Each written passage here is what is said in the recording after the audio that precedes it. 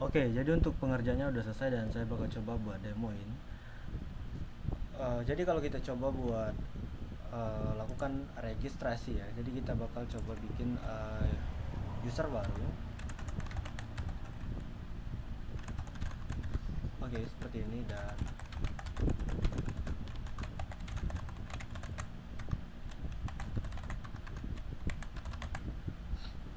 oke, di sini kita bakal coba bikin user baru dan klik register. Oke.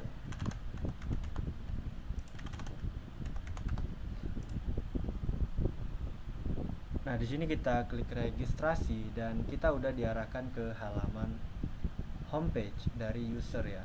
Jadi kalau kita lihat di bagian navigasi juga itu kita nggak nemuin lagi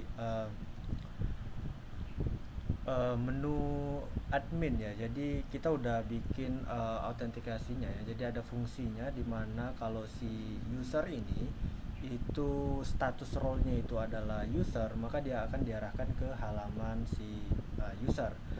Dan juga kalau seandainya kita login menggunakan account dengan role admin, nantinya kita diarahkan ke halaman admin.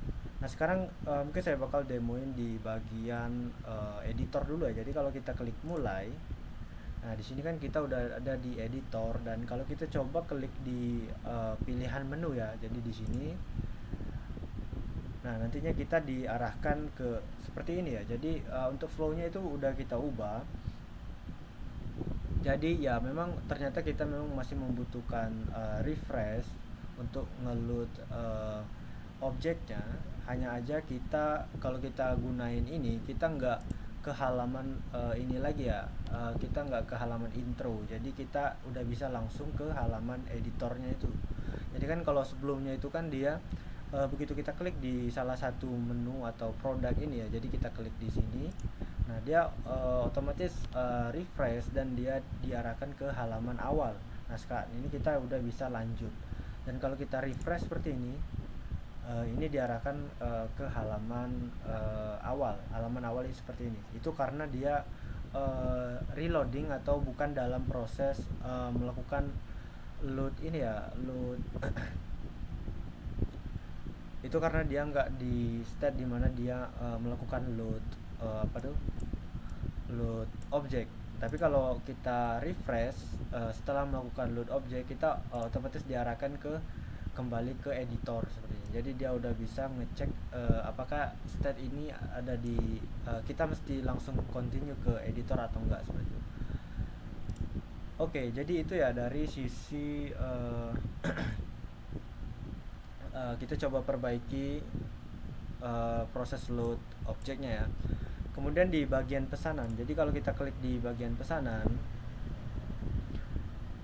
nah di sini kita lihat untuk data pesanannya masih kosong ya bagi si user ini. Dan kalau kita lihat di sini itu kita punya atribut nomor, date create, order ID, file name, status, dan ada action di sini ya. Jadi kita udah ubah ya. Jadi kemarin itu kan nggak hanya ada order ID dan ada order user ID.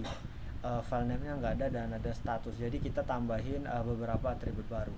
Jadi kalau kita kembali ke bagian beranda, lalu kita klik mulai, dan ya, oke, kita klik mulai dan nanti kita bakalan coba untuk pay atau kita coba bayar aja di sini.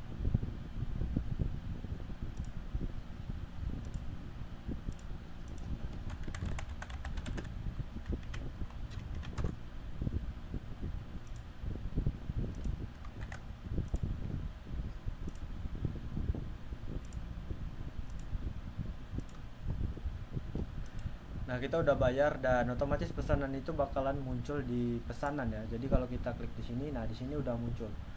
Di sini atribut pesanannya itu ada kapan pesanan itu dibuat, kemudian order ID, lalu ada file name yang nantinya bakal di-download. Lalu ada status ya. Dan kalau kita klik di bagian action, itu nanti dia bakal nge-download si produk atau si objek yang udah kita print. Dan itu untuk di bagian pesanan. Kemudian di bagian account, nah saat ini untuk di bagian account itu udah kita lakukan perubahan. Jadi sebelumnya itu kalau di bagian akun itu dia otomatis diarahkan ke halaman default dari Laravel. Nah, saat ini kita udah bikin halaman editor data akun sederhana seperti ini. Jadi di sini user bisa mengubah username dia, dia juga bisa mengubah email dan juga bisa mengubah password. Itu dari sisi user mungkin. Nah, next itu kita bakalan coba logout dan saya bakal coba untuk melakukan login ke account admin ya. Jadi saya bakal coba login. Nah, di sini kita udah ada di dashboard admin. Jadi seperti yang saya bilang tadi, jadi dia udah ada proses pengecekan. Jadi kalau yang login ini role-nya itu user, jadi dia nanti bakal diarahkan ke halaman user. Kemudian sedangkan kalau role-nya itu admin, jadi dia diarahkan ke halaman admin. Jadi kalau kita lihat di sini itu kan halaman utamanya itu dashboard ya. Di dashboard ini si admin bisa melihat berapa jumlah total admin, berapa jumlah total user, dan juga berapa jumlah pesanan. Di sini kita selanjutnya itu di bagian sini kita masuk ke menu akun. Nah, menu akun di sini si admin itu bisa memanage data user ya. Jadi di sini kita bisa lihat data-data dari akun user. Di sini ada nama, email, ada role, ada password, dan juga ada action. Untuk actionnya itu si admin bisa merubah role dan juga password. Jadi karena data yang diubah itu sedikit, jadi saya bikin langsung aja di sini. Jadi kalau katakanlah kita pengen ubah si role dari user ini, kita ubah ke admin dan kita simpan perubahan seperti itu. Nah, di sini perubahan berhasil diupdate. Nah, untuk saat ini untuk role-nya itu udah admin ya. Jadi kalau kita reload dan kita coba akses kembali, nah di sini seperti yang kita lihat untuk role-nya itu udah admin. Nah, kalau kita pengen ganti password dari account itu juga bisa kita lakukan di sini. Selain untuk perubahan atau simpan perubahan, kita juga bisa ngehapus data ya. Jadi ngehapus data account si user ini.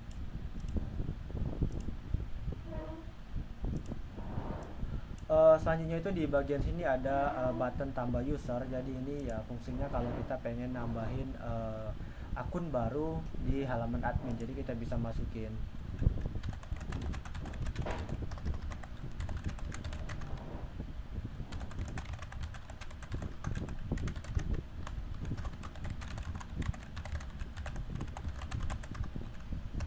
kita bisa pilih akun baru ini role-nya apa, admin atau user. Ini kita klik tambah dan nah di sini kita udah bisa nambahin data akun baru lewat halaman admin ya. Jadi si admin bisa membuat akun user. Kemudian di bagian pesanan, jadi kalau kita cek di sini, nah di sini nanti bakal dimunculin list ini ya, list pesanan yang udah dibikin sama si user. Jadi kalau kita lihat di sini, oh ya ini dia nggak bisa scroll down ya. Jadi saya bakal coba fix dulu. Oke, jadi di sini halaman daftar pesanan. Jadi si admin bisa memanage data pesanan.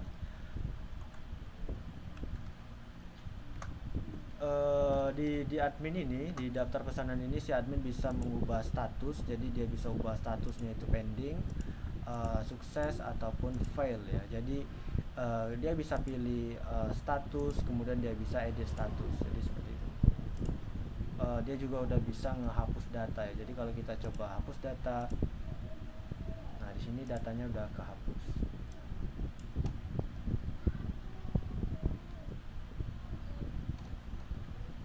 Oke, next itu di bagian profile. Nah, kalau di bagian profile ini khusus untuk ngerubah data akun si admin ya, si admin itu sendiri.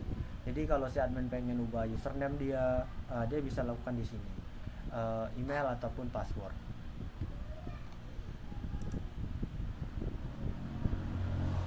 Oke, mungkin itu aja ya untuk